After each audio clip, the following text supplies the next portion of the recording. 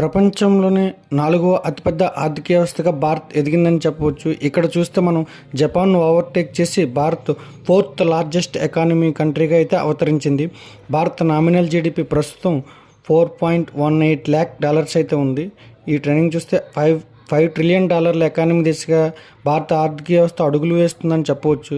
ప్రపంచవ్యాప్తంగా చూస్తే ఫస్ట్ ప్లేస్లో అమెరికా, సెకండ్ ప్లేస్లో చైనా, థర్డ్ ప్లేస్లో జర్మనీ, ఫోర్త్ ప్లేస్లో ఇండియా, ఫిఫ్త్ ప్లేస్లో జపాన్. అంటే జపాన్ ఓవర్టేక్ చేసి 4th లార్జెస్ట్ ఎకానమీగా అయితే భారత్ అవతరించిందని చెప్పవచ్చు.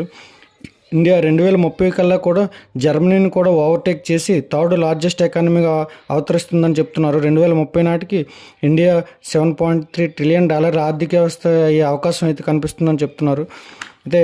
అయితే భారత ఆర్థిక వ్యవస్థ వృద్ధి రేటు పెరిగి మన ఆర్థిక వ్యవస్థ ఎంత స్ట్రాంగ్గా పుంజుకోవడానికి గల కారణాలు అయితే చూద్దాం. డొమెస్టిక్ డిమాండ్ పెరగడం, ప్రైవేట్ కన్జంప్షన్ పెరగడం, అర్బన్ ఫైండింగ్స్ పెరగడం, industrial sector, service sector recovery అవ్వడం, ఇన్ఫ్లేషన్ తగ్గుతూ ఉండడం. ప్రపంచవ్యాప్తంగా పెద్ద ఆర్థిక వ్యవస్థలు స్లో డౌన్ అవుతున్న మన ఆర్థిక వ్యవస్థ అయితే పుంజుకుంటుంది. అమెరికా మనపై టారిఫ్లు పెంచినా మన గ్రోత్ తగ్గడం లేదు.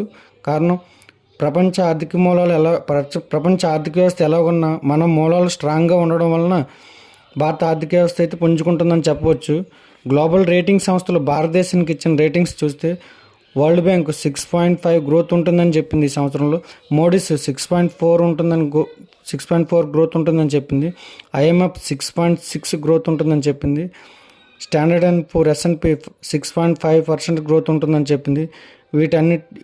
ప్రజెంట్ ట్రెండ్ చూస్తే వీటన్నిటిని దాటి భారత్ 8% గ్రోత్ సాధిస్తుందని చెప్పవచ్చు.